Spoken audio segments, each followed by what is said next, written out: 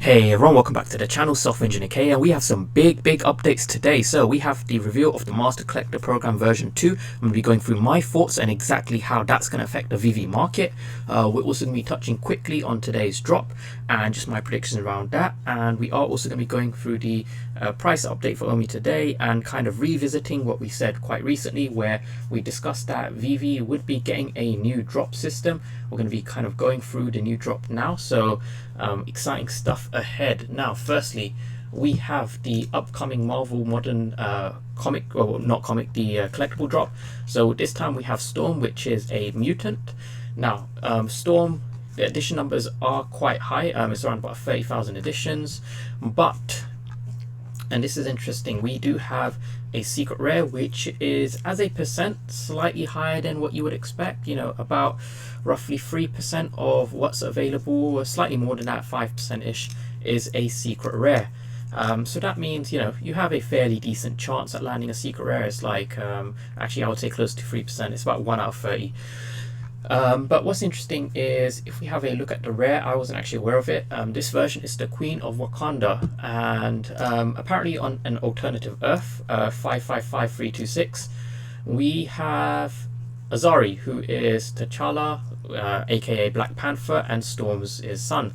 So, you know, maybe they are setting up this as a little Easter egg, Queen of Wakanda. Maybe we're going to be seeing, you know, a more closer look of Black Panther with Storm together, or maybe we're going to be seeing more of Azari, you know, this whole multiverse thing, because this is an alternative Earth. Maybe we may see a feature of Azari in a future Marvel themed show, and they're kind of setting up for that. You know, there's loads of things that VeVe can play with here, because, you know, they are meeting with Marvel quite a lot. And, you know, Dan, Dave, and Trevor, they've all said that there's going to be a lot more Marvel content to come for Christmas and the New Year. So pretty exciting stuff there. Now, on to the main piece, which is the VeVe Master Collector Program version 2. So, firstly, if we go down to it, you know, a lot of the stuff is roughly the same. It's unchanged. So the one-off points, perfectly fine. That's the same. So you get a certain amount of points to sign up.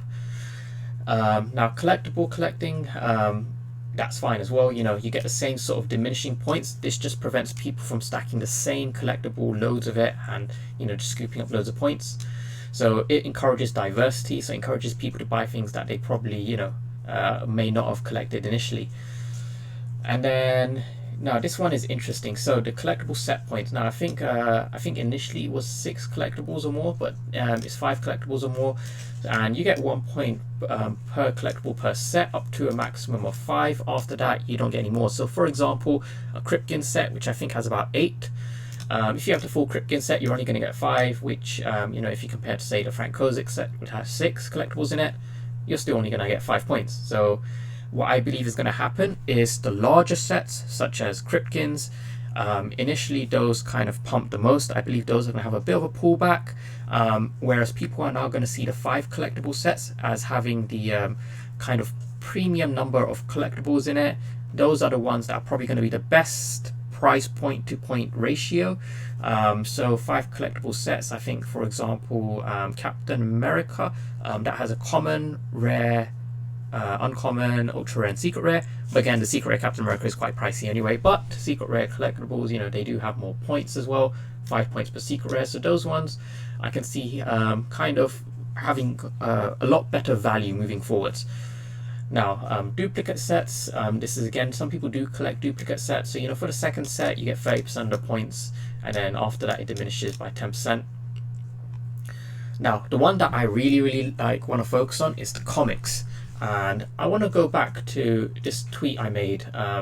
So back on the 15th of November, I said Master Collector Program will be reworked for secret rare comics. Then they'll gain the attention they deserve. Some of these comics are historically very significant, and of course Marvel is one of the top IPs. None of that anyone can deny. That's just how it is. We got told not to make any kind of, you know, significant decisions based off of the version 1, because they were going to refine it, and I knew they were going to refine secret rare comics because it just didn't make sense. Now they have refined it. We can see secret rares, you get 6 points. Now put that into perspective, you get more points from holding a secret rare comic than you do from having a 5 collectible set, excluding the you know, individual collectible points added on top. So in a way, you get more points from holding a secret rare Fantastic Four zombie comic, which was going for about 300 gems, versus a fully complete Spider-Man set, for example, technically speaking, excluding the individual points from these Spider-Man collectibles themselves. Now, on that point, I think it's really, really interesting that we do have this reworked Secret Rare Comics, because Secret Rare Comics, I kept posting on Twitter, I was saying, I think, in my opinion, the collectible secret rares are very, very undervalued, and I wasn't just trying to pump them up. I was saying all secret rare collectibles, and I personally don't own every single secret rare collectible. I have about 3 of them. The secret rare Immortal Hulk, for example, was going for about 750 gems last week. Today it's gone to about 1.4, so it's pretty much doubled in value following this release of this article, and I knew that was going to happen. But yeah, on that point, 50% earned for the lowest 5% mint comic will also be available. So I think that's good rather than a fixed number. It's like 5% lowest, because we know that some of these comics, they do retain more than others because they have varying edition sizes. And you get the retroactive points. So from when you started VeVe, those points will be backdated from then. We have levels, ranks, badges, so this is just another layer on top to encourage collecting. Will those have benefits? We'll just have to wait and see, but we do know that there is one benefit confirmed, which is the kind of upper quartile of the Master Collector Program ranks. Those guys will get Master Collector Program Pro, which does have benefits. Now, and I will touch on that in a second. But the drop raffles, this is another huge refinement. So initially they did a lottery, which meant people would buy lottery tickets and wager their points, and people who wagered the most points, they would win. That didn't really work too well, because people who didn't have a lot of points, they would kind of be automatically disadvantaged, significantly disadvantaged, with no chance. Now it's like you do have a chance, but you have a less of a chance compared to someone who buys more raffle tickets. Just like in the real world, if you had 1,000 raffle tickets, one person could buy 100. Even though you have one, you still have a chance, versus if you just can't buy more than this one person, you have no chance, which was the kind of initial plan. So again, I did post this. Now, I think this is very significant to touch on again, is a lot of people were complaining about a lottery system. They wanted a lottery system because they believed it would be fairer. They believed that they would increase their chances of getting more than one collectible a month. And what has been underestimated and left just kind of unaccounted for is the number of people who have very, very high ping. They have very bad devices that had absolutely 0% chance at the drops. You cannot underestimate how many of those people there are. There are a lot, and those people were kind of just sat there. They could never get anything.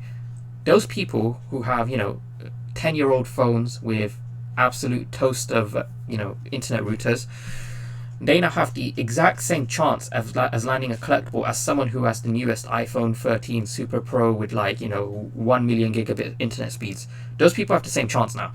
So you have to remember that just because something is more fair doesn't mean it's going to advantage you. And my prediction is we're now going to move into a period where people get, it's going to be similar to other systems that use waiting rooms, where people are now going to get one collectible a season. That's what I'm thinking is going to happen, unless they rapidly increase the edition sizes, and then people probably complain about that. But it's the only kind of feasible way I see of ensuring that you're not getting one collectible a season if you're lucky. Personally, I wouldn't mind. I tend to use the secondary market mostly anyway. It doesn't affect me too much, and I think it would kind of discourage the whole kind of botting thing that's been going around. But at the same time, I think it's good to try new things, and from the feedback they will probably adjust it anyway, because as you can see, they always adjust things. So pretty interesting stuff there. I am personally happy with that. Now, just lastly, what I want to touch on is just a quick segue. So as many people know, I'm working on a project with a team called Kaleidoscope, and we recently we recently announced a strategic partner for us. Venkatesh Krishnamurthy, he is the guy whose team helped build VeVe. They're also helping build with other asset development. I won't touch too much into that right now, but They are going to be helping us build the Caloscope app. I've shared this project as well, only within the kind of VeVe family community. We don't want to kind of promote this too much, but for those who aren't aware, we have a Twitter, you can follow it. Our initial supporters, they did get the first ever NFTs, which will be dropped. The smart contract for that is set up, and they're just finalizing some final details, compliance stuff with regards to GDPR. It is quite difficult, running a company. But for the main use case of this project, we are partnered with the World Economic Forum, the United Nations, in order to power the largest carbon capture project in the world. So for those who are interested in kind of supporting, something related to, the environment, climate change, there is literally no other stronger project than this. This is factually speaking, we are the largest carbon capture project in the world. This project has been going around for a while. They had like 10 years of feasibility studies. It's been going for like past 4 years now. They have started planting over 1 trillion trees in Africa. And this project, again, is going to be powered by NFTs. So we're trying to prove that NFTs can be used to save the environment, because there's this whole misconception that they destroy the environment. And at the same time, we do have the World Economic Forum specifically has a large portfolio of about 30,000 institutions which are, supporting this whole project. And a lot of them are interested in NFTs, but there's never been a use case for NFTs for them. There's never been a reason for them to go out and buy a Bored Ape, for example. But we are setting about to try and change that. These organizations are always looking to improve their CSR, ESG, that stands for corporate social responsibility. If they can, invest into a project which is, a good way of demonstrating their corporate social responsibility, there is a use case for it. And that's exactly what our first kind of NFT series is going to be. It's called the Great NFTs. It's a series of collectible trees which have utility within the app. There's some gamification on top which allow users to benefit from a digital economy. There's lots of cool stuff in there, and again, these trees are going to be linked by a geolocation to physical trees, so you can kind of see in the metadata which trees it is that you are contributing to the protection of, or location of trees. So there's a lot of cool stuff that goes into it. There's going to be more revealed, more partners. It's a very, very, very early stage project. The token IDO won't be until next year. There will be a white paper coming out in the next 2 weeks. So a lot of cool stuff that goes into it. So do watch out. Now, lastly, we are going to be going through the price of OMI for today. So very interesting stuff, because OMI, like I said, is going to be trading sideways. And this is literally, you cannot go more sideways than this. So this actually serves for a very good update to this chart. So what I'll do is I will grab a trend line, and we can see perfectly that we are currently boxing in this zone. And what I think is going to happen is we can see we are starting to make higher lows, and that is setting us up for a very good wedge here. So if we just drop this wedge like that, and if we grab a second trend line, okay, perfect. So you can see here that we are forming a very nice wedge. What I think is going to happen is in the next coming days, we will kind of start to continue to ascend upwards slightly until we have our major breakout, which I think is going to tie in with the OMI utility article, because that is coming out supposedly next week. Dan seemed very confident on it, but again, the VeVe team, they do tend to have things pop up last minute. So, don't set your expectations too high. Always set a bit of leeway for room, let's say the following week after that. But they have been kind of working this for a while, and they've shared with us a lot of updates. So OMI utility article coming, I believe it should hit next week. So exciting times ahead. But yeah, that's pretty much everything I went to go through with you guys today. We do have the Christmas quiz coming up, which is going to be huge. We spoke to Dan about that on yesterday's AMA, so we're going to shoot him a date with that. Hopefully get Dan involved. Last time we had Reese and Trevor co-host with us. There's going to be loads of prizes to give away. Do check out the link below for the official Ecomi Homie t-shirts. Proceeds for that do go towards funding our events and giveaways, so that is greatly appreciated. And as always, please do like and subscribe to support the content. I'll see you guys in the next video. See ya.